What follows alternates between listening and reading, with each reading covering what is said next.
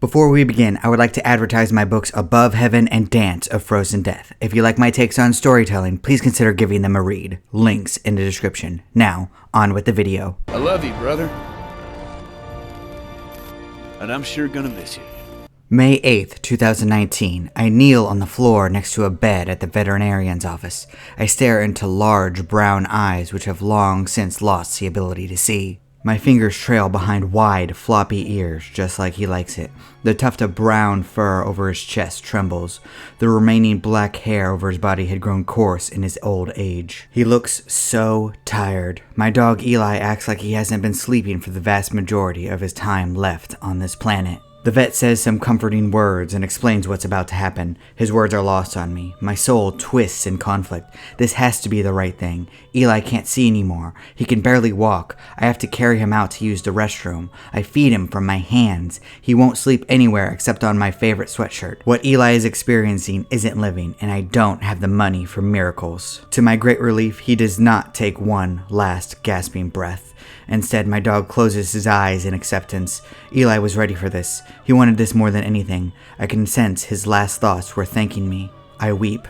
I sob harder than I have throughout my entire life. A comforting hand from the vet on my back feels cold. Despite the situation, I felt grateful that I was strong enough to stare Eli's death in the face. A strange sense of comfort rolls through me when I remember a tiny comic strip I had seen a long time ago. The Grim Reaper had Eli now. My dog was at peace. He's not just a good boy, he was the best. All humans are aware of death, so we're all a little bit sad. All the time. Death is the single hardest concept every human has to learn to accept. It's our reality, it's the end of our stories, and perhaps even harder, it's the conclusion of the stories about the people we love. It's a stamp on the tombstone, a period of time from January 23rd, 2004 to May 8th, 2019, an arbitrary concept that we made up to measure entropy in the universe. Almost 15 revolutions around the sun. That's how long Eli got. That's good for a dog, but in that moment, I would have gladly given some of my own time for him. The same thing is true for the other people that I've lost, but those are stories too personal for me to share right now. Why is it that I found comfort in that moment at the concept of the Grim Reaper? Why did I immediately want to watch funny stories about the embodiment of death? I wanted to see the South Park episode where Kenny assaults the Grim Reaper.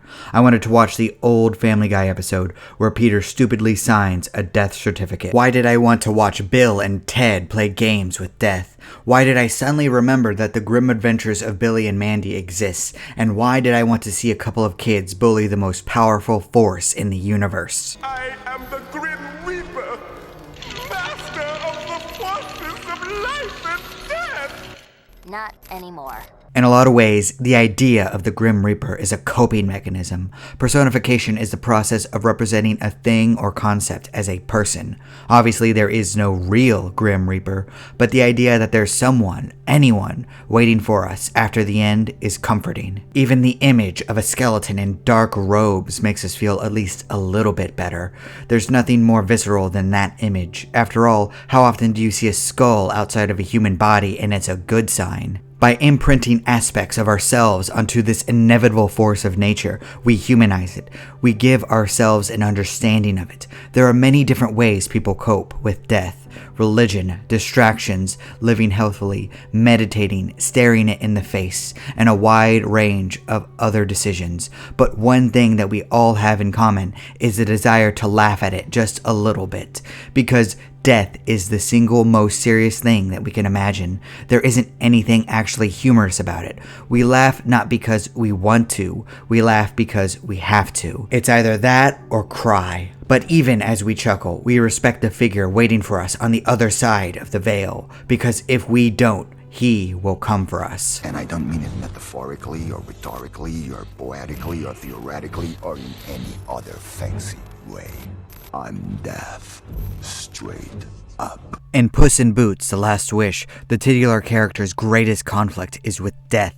The Grim Reaper has taken the form most terrifying for a cat, a wolf, and Death is hunting Puss with an overwhelming force. He's grown tired of a cat with 9 lives mocking him, disrespecting him. The wolf is shown to hunt Puss down whenever the cat is in an active role. Oddly enough, Death leaves his target alone when Puss is hiding in shame. He also doesn't care about someone like Jack Horner, who brings death and destruction to everyone and everything around him. Instead, Death wants Puss because the cat has used his previous 8 lives to openly mock him.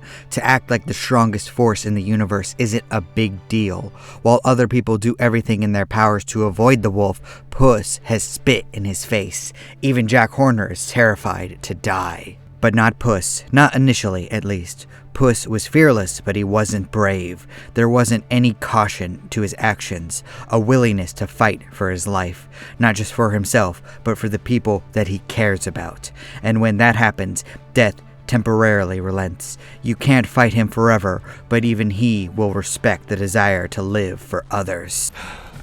I know I can never defeat you, Lobo, but I will never stop fighting for this life. While Death in Puss in Boots is a terrifying force of nature that you have to fight, there are other interpretations of the Grim Reaper, ones that aren't meant to be cautionary tales or attempts at humor. Instead, there's Death from the Endless in Sandman, who's meant to be patient, kind, and understanding. But that wasn't always the case. There's a scene in the graphic novel Death where Neil Gaiman portrays Death's inner thoughts to the audience. She recalls how hard her job is, how people lash out at her in pain, how every meeting caused her distress, how eventually she decided to stop doing her job, only to find absolute chaos when she quit. Imagine if no one could die. Imagine being beheaded, your body deteriorating before your eyes, worms consuming your flesh, but you're still there. You're still conscious. You try to scream, but you have no voice. All you have is your mind stuck in the endless void of nothing. Your consciousness is locked as the world around you changes. Why, you think you're better than me? I'm tired of always being the bad guy. What I do has to be done. Whether you like it or not, we humans are what happens when matter meets stories,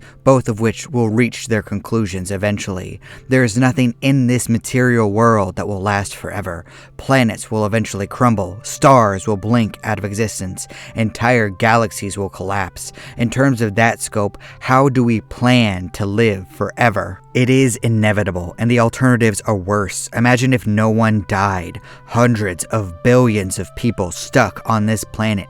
How quickly would we go through resources? How long till we turn this world into a barren rock? How long till we all lose our minds and float aimlessly through space? That is what Death of the Endless recognized. So she went back to work, but with a bad attitude. She treated the people who died poorly. She didn't care about them. She didn't want to let them have the chance to hurt her. But then a little girl asked her, "How would you like it?" And that completely shattered her perspective. In this story, Death changes, evolves. She has a character arc, and that's the most human aspect we can ever put into Death. A force of nature has grown enough to care about us and wants to comfort us as we face our ends. I'm dead. Now what? Now then you find out, Harry. There are many interpretations of death that we can ponder on. A god of the underworld viewing us as paperwork, a paradise guarded by an angel of death, being carried through reincarnation to the next life, joining the flow of the universe once more. Humans spend a lot of time pondering what comes after death. There's no possible way to know. All there can be is belief. Even then, we all know there's no conceivable way that every interpretation can be real. But does it all need to be real? Sometimes even a lie we knowingly tell ourselves can help us endure, just like with the small comic that popped into my mind when Eli returned from whence he came. I knew that he wasn't actually a ghost watching me weep as the Grim Reaper took him away, but that story brought comfort to me that day. What am I gonna do now? Be grateful that for the first time, you see your life clearly. We all know that the Grim Reaper is waiting, in whatever form death actually takes, but viewing that force as the villain won't help us in our lives. The old has to make way for the new. That's a tale as old as time. There has to be a conclusion, otherwise there wasn't any point to it all, and that's the last thing I wanted for Eli. Even if he was a spoiled dog that only played, ate, and slept his entire life, his existence still had an effect on me. The fact that he was alive made me a better person. Sure, I still miss him, but I take comfort that he was here at all, and that he's free from pain now. His time on Earth positively influenced my life, and he didn't even try. His legacy will live on far longer than his short existence, because I want to pass on that joy to other people. I try every day to be kind. Perhaps I fail, especially on the internet, but it's a journey, not a destination. I always try to remember that people are like me. They're a little sad that they're going to die. They miss the people who have already left them, and they're fighting to stand by the remaining people they care about. We can easily communicate that through the personification of death, and that's one of the many reasons I think that storytelling is the most beautiful art form in existence. I'm dead, Wilson. How do you want to spend your last 5 months? Thank you so much for watching. Please leave a comment down below. I'd love to hear your thoughts and start a dialogue with you. And please consider reading one of my books, Above Heaven, Dance of Frozen Death, and Vows of Blood and Honor, which will release in September. I appreciate you. Do not despair.